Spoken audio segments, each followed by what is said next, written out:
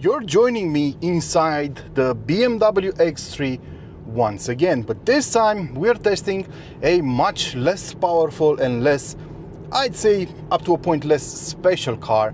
This time we are testing a public's favorite up until recently, if you will, because the car we're driving today is the xDrive 20D version of the BMW X3, and this version has been very popular, especially in Europe, up until, I'd say, let's say 5 years ago, because of its frugality and very reliable character. And for most people, this car was all they ever needed, because it had enough power for this size, and it had enough torque for this size, and it was rather efficient. Today we're going to see if all of those attributes are still valid on the new generation. So stay tuned, because we're going to talk about the engine, we're going to talk about fuel consumption in a variety of driving scenarios, and we're going to talk about how it drives. So last time I was driving a BMW X3, we were driving the top of the range model, the M50, which is basically the M version now, because there will no longer be a pure M X3. And that's because, well, to be honest, BMW says that it didn't sell all that many, and creating one was an expense they couldn't actually afford right now. Things aren't exactly looking great for the automotive industry, especially if we're talking about German car brands. BMW also recently announced that they will be dropping the BMW X4 completely out of their range. So yeah, tough times ahead. But the X3 M50 has a dedicated video. I'm not going to talk about that. Let's talk about this one. This is the 20D, the 20D. And it's quite nifty off the line. It's not that slow. It will do 0 to 100 kilometers an hour in 7.7 seconds. And the top speed, which is irrelevant in my book, but it may be relevant for you guys if you're watching from Germany, the top speed is 215 kilometers an hour. Enough for most people, unless, as I said, you live in Germany and you want to go even faster without going to jail. Under the hood, we have a 2-liter diesel engine.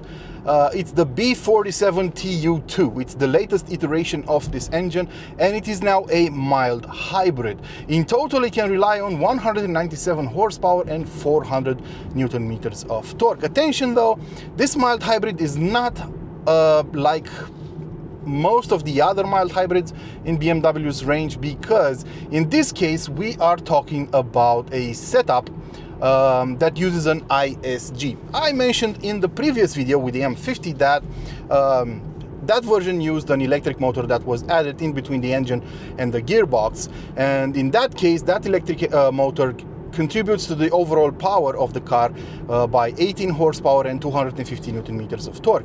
In this case, this car has an ISG on board. It's a belt-driven ISG that can deliver 11 horsepower and 20 Newton meters of torque. Its main goal is to recuperate energy, use a 48-volt battery located on board of this car to recuperate energy and use it for auxiliary systems, as well as give you some oomph whenever you need it. And I have to say that bit of oomph is helpful, because this electric motor also helps out with starting the car when the engine is hot enough, because when the engine is cold it will have a classic, if you will, a traditional startup sequence. But if it's hot, it will be started by this ISG, and when you're driving this car around town, that will be felt, because the whole, if you think about diesel, 2-liter diesel engines in particular, the most annoying part about them is whenever they start or shut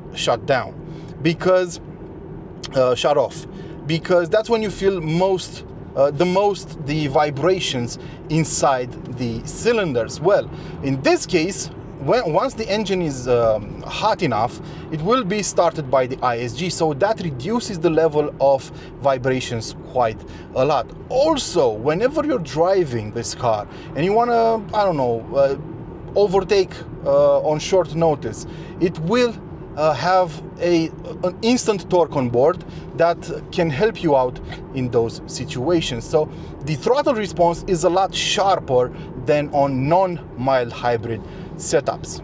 But at the end of the day, you will probably be most interested in whether this saves fuel. Well, not a lot.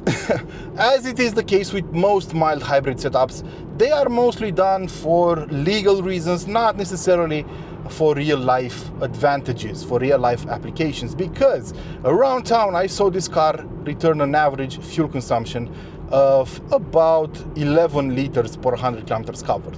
Now, mind you, that's in Bucharest, which is one of the busiest cities in the world. And if you don't believe me, you might as well Google it. And that was done with an average speed of about 12 kilometers an hour. So not great. I'm guessing if you can drop that average speed or increase it up to at least 20 to 30 kilometers an hour, I think the average fuel consumption should drop to about 8 liters per 100 kilometers covered, which should be good enough for a 2-liter diesel on this body, on this chassis. Outside the city limits, on a series of B roads, driving not too fast, not too slow, with an average speed of about 70 kilometers an hour, I saw an average of 5 liters per 100 kilometers covered, which is pretty good. And then on the highway, keeping the car at 130 kilometers an hour, which is the speed limit around here, I saw an average of around 7 liters per 100 kilometers covered, which is a bit higher than I expected, to be honest. Most of the time, a 320D or a 520D would do about 6.5. This one was barely doing 7. I saw even a 7.3 at some point, but around that number. So I would have expected it to be a bit more frugal. But the truth of the matter is, this car is brand new. It has only 1,600 kilometers on board. So I guess the internal components still have to settle down a bit in order to get up to the optimum fuel consumption that you should expect from it. But how does it drive? Well, the fact that this BMW X3 still uses the CLAR platform definitely works in its favor, because it's still a peach to drive, and it's something a lot of cars today are lacking. Everything starts with the driving position. It is absolutely perfect.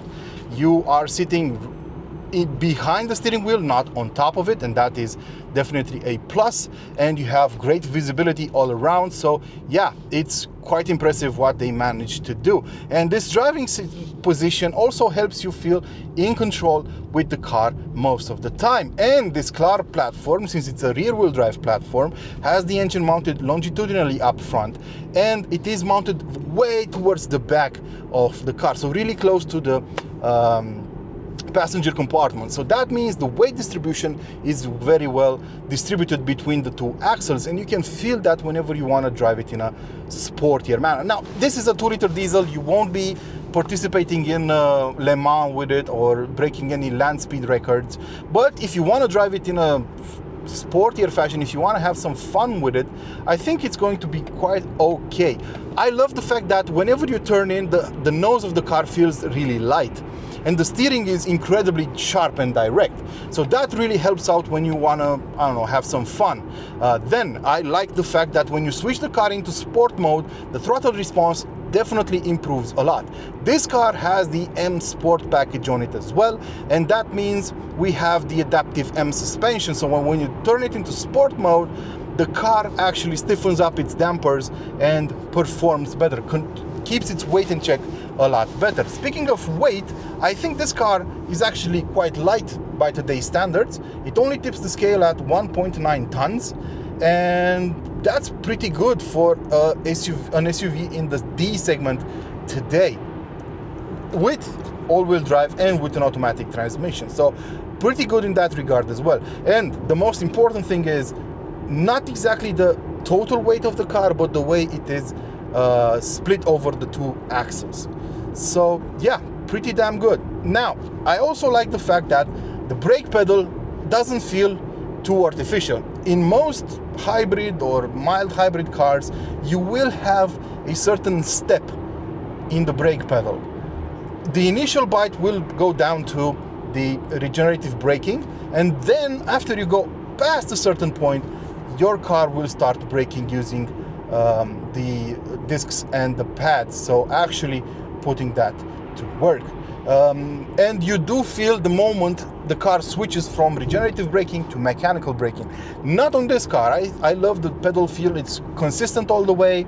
It's not too sensitive, it's not too sharp, just the right amount of feedback is coming through your right foot. So lots of things to like about this car. I think it truly shines when you're driving outside the city limits like I am right now, going for longer trips. So let's assume you will have an average fuel consumption outside the city of about 6 liters per 100 kilometers covered. That should give you, because this car has a 60-liter tank, that should give you a range of close to 1,000 kilometers. So that's what this car is good at, covering long stints behind the wheel. It's well sound insulated. Even at higher speeds, you don't hear a lot of noise coming into the cabin. We have a great sound system. The Harman Kardon sound system is pretty good, and the cruise control system is impeccable. I just turned it on right now, so set it, and it will keep me in lane. It will keep the distance from the car in front, and if you're on a highway, it will actually change lanes for you. Now that procedure is quite, how should I put it, useless if you ask me. Yes, the car will shift lanes for you if you turn on the adaptive cruise control and you have the system ticked on when you configure the car, but the way it does it is quite weird. You still have to keep your hands on the steering wheel. So basically you're driving, right? So I'm gonna resume my adaptive cruise control. You're driving, right? So the car is driving for you. It keeps you in the lane. It keeps a certain speed. You arrive behind a car that's driving slower than you. What you need to do is signal, and the car will change the lane for you. Now, while it does so, you still have to keep your hands on the steering wheel. So if I still have to keep my hands on the steering wheel, what good is this system? I don't know if you catch my drift, but I can actually move the steering wheel a centimeter to the left and a centimeter to the right, right? I can turn it 2 centimeters left, 2 centimeters right. I can change the lane myself. I am checking to see if it's safe myself. I am using the turn signal. What's stopping me from actually doing this? It's not that hard. So that's why I don't really get these systems. I guess they are put in place to show us that the companies are actually working on them, and they are probably trying to show us that, I don't know, there's something new happening in this field, but in my book, it's not exactly that useful. What is useful is the set of adaptive LED headlamps up front. They are quite good at night. I am sorry that BMW is no longer offering laser headlights, but that's life. They decided they were going to cut them because not a lot of people were actually buying them, and they were quite expensive to keep into production. Yeah, plenty of room inside. I didn't talk about the interior. I don't really like this design over here. In my book, it's quite lazy. I think a lot of manufacturers are becoming lazy when it comes to interior design. They are just relying on screens to do everything. The ergonomics of the cars are suffering because of that. BMW still kept a lot of buttons over here, and I appreciate that, because they do make your life a lot easier, because you can find all sorts of shortcuts over here. I don't like the fact that I have to press here and here if I want to change the driving mode. So if I want to change the driving mode, I have to press here on my modes and then here again. That's just, I mean, what was wrong with having a button over here that would allow me to go into sport mode instantly? I do like this animation the car has when you go into sport mode, but I could live without it. I do like the interior lighting in this car. It's quite nice, and it can pulsate, it can show different animations depending on the mode you're in. So yeah, it's pretty cute. And the build quality is great. I actually appreciate it, because it's a well done car. I mean, nothing rattles, nothing squeaks. So you could say this is a true BMW in that regard. But the materials could have been better. I'm not talking about what everybody complained about, which is this knitted textile finish that supposedly came from recycled PET bottles. So it's basically plastic. I actually like the way it looks. And I don't find it cheap. I think it's a good alternative to plain old plastic we've seen in most cars these days. But I would have preferred to have some better feeling plastic itself over here on the center armrest, and when we're talking about the button area, I would have liked better materials used in those areas. Other than that, I can't really complain. I don't like the new iDrive system that much. I mean, it's quite complicated to use. Even though they changed it to iDrive 9, you have this shortcut area over here, which is a lot closer to you, so you can actually use it. But overall, I think older iDrive systems were a lot better, and I don't like the instrument cluster, the graphics. I mean, since you have a screen over here, why not give me the option of choosing a classic design, right? So rounded dials for the speedometer and for the tachometer, right? I don't like this upside down diamond shape or whatever BMW did over here. I'm not a fan of it. So yeah, I would have preferred the possibility, since I already said that, since this is a display, I would have liked the possibility of choosing a theme that I like. So more choices when it comes to customizing your instrument cluster. But enough criticism. Overall, I think the BMW X3 is still a very good car. I think it's going to remain BMW's top-selling SUV because it does it all. So unlike the X1, it's a bit roomier and it is a rear-wheel drive setup, so it will be more fun to drive.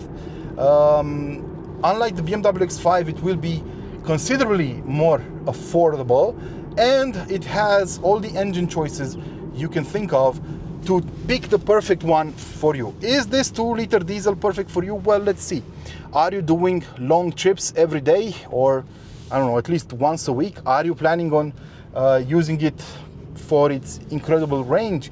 If so, yes, this is for you. If you're planning to use it around town, and let's switch back into expressive mode because this is too stiff. If you're planning to use it predominantly around town, I would not recommend it, that's for sure. If you're going to use this car around town, I would recommend a petrol version, the 2.0 version, with a 2-liter petrol engine under the hood with 208 horsepower. That's also a mild hybrid, or even the plug-in hybrid, the 3.0e. That is if you're going to recharge the battery as often as you can. So yeah, of course, and if you want the most powerful version, go for the M50. Now, that said, pricing for this car will start at around 50,000 euros, depending on the market you're in. Over here, it starts at 58,000 euros, and the car I'm driving today with all the bells and whistles on it is 80,000 euros. That is a lot. That's a lot of money. Luckily, you don't have to buy this car with all the bells and whistles, but if you want to, it's going to be expensive. I wouldn't pay that much for it. I think for the kind of technology you have on board, 70,000 euros would have been enough. But then again, these are the times we live in. Let me know what you think about the BMW X3 in the comment section below. And until next time, don't forget to like, share, and subscribe. And of course, don't forget to feed your passions. Ciao.